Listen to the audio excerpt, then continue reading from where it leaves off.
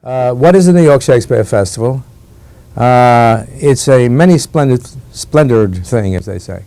New York Shakespeare Festival operates in three distinct, maybe four distinct locations. We have a home base in Greenwich Village, which is called the Public Theater. Public Theater is a building containing 5 theaters, small, 300 seats, 150 seats, 200 seats, so forth, and a small film theater.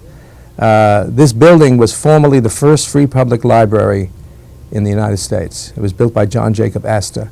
We saved that building from demolition. They're about to tear it down and create a high-rise apartment house.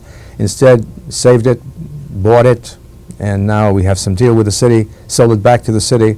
But we operate there. We do new plays and classics there. The Public Theater now is housing 3 productions. The first is one that just opened for the public the other night, a play called Hamlet, William Shakespeare's play, with Kevin Kline playing the melancholy Dane. He doesn't play it so melancholy either. He has a very fresh approach to it. That's opening. A new play called Spunk, adapted from Nora Thurston's short stories. She was a black woman, lived in the 20s, and wrote some very interesting stories, and was adapted by George C. Wolfe, who was a playwright, a black playwright and director. And that play is going on, and we have another one that's in rehearsal now, Carol Churchill, who wrote Top Girls and Cloud 9, a new play of hers called Ice Cream, and a small curtain raiser called Hot Fudge. Then there's a one-woman show running downstairs called A Mom's Life, which is about a woman raising a couple of kids, a wonderful kind of show. Then we have movies going. We have a whole series of documentaries that are running in the movie house. When it's really jumping, we have 5 plays running there. Terrific. And it really jumps. That's one place. The second, you asked me a question, you're going to get a long answer. The second place is the Delacorte Theater in Central Park, which is a 2,000-seat amphitheater where we produce Shakespeare during the summer months. And with naturally, we try to get the best actors, and the best actors are those people working in film today. And the best actors have to be those actors who worked with us for the last 20 or 35 years. We're celebrating the 35th anniversary of the Shakespeare Festival, and we're having a big to-do on Shakespeare's birthday, April 23rd. And we're very pleased that Tanqueray Vodka has put up some money for the party, and I'm thanking them for doing so, because we have to go to corporations and groups like that who are interested in the arts and selling their product at the same time. But I like that support, and because the Chorus Line is closing on the 28th of April after almost 15 years of performing. But anyway, getting back to the park, we get lots of young people coming out there, people waiting in line all night, in fact, to get a seat to come in to see some of the performances in the park. That's the second place. The third place is Broadway. I just mentioned the Chorus Line.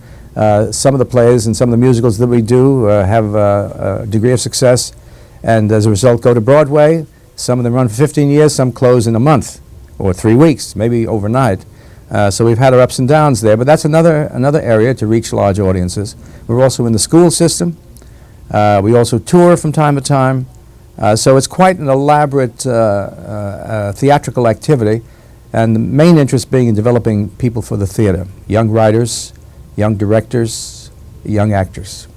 Do you ever feel, regarding Chorus Line real quick, that it will open again, maybe in a year, 2 years, 5 years? Well, I don't see why not. It's a kind of a very, it's a work that's so connected with Broadway and the nature of Broadway that I think it has a life of continuity. It'll probably continue to tour indefinitely. And real quick about your past, you've done quite a lot. I heard that you started in 1954 in a church basement. That's correct. There was a church basement. I don't know if you know New York City, but on East 6th Street between Avenue C and D, it's one of the toughest neighborhoods in New York. And people were very much surprised that we decided to put Shakespeare on in this church. It's an old church. And we got people coming, and there was no place for actors to really work on Shakespeare, work on classics, because American actors, as you know, were very shy about that. They felt it was not within their province. They felt he was a British playwright, and they couldn't handle the language. But it's not true. We have some excellent first-class actors who bring their own particular American energy to Shakespeare, speak well, and have shown that we can compete. Even the British actors admit that we have some of the finest Shakespearean actors in this country as well. Now, as the director, what's coming up for you next? Well, I think I'll be doing, there are two plays that I'm interested in doing in Shakespeare. One is the Merchant of Venice. The reason I want to do that play is I have a way of doing the play. I'm very interested in the play. The play deals with various things, amongst which is anti-Semitism, and I'm interested in that subject and how to deal with that play, which a lot of people feel is anti-Semitic in some respects. In some respects, it is, but I never felt that Shakespeare himself was anti-Semitic, and has some interesting stuff in the play, and I'd like to do that. I'll do that next, and then Lear, I guess, will be the next play after that I would like to do. Well, I appreciate the time you spent with us, and if I'm in New York, I will definitely check out the festival. Barry, come along, and you can be my guest in any one of the performances. Thanks a lot. Okay. Bye-bye. Bye.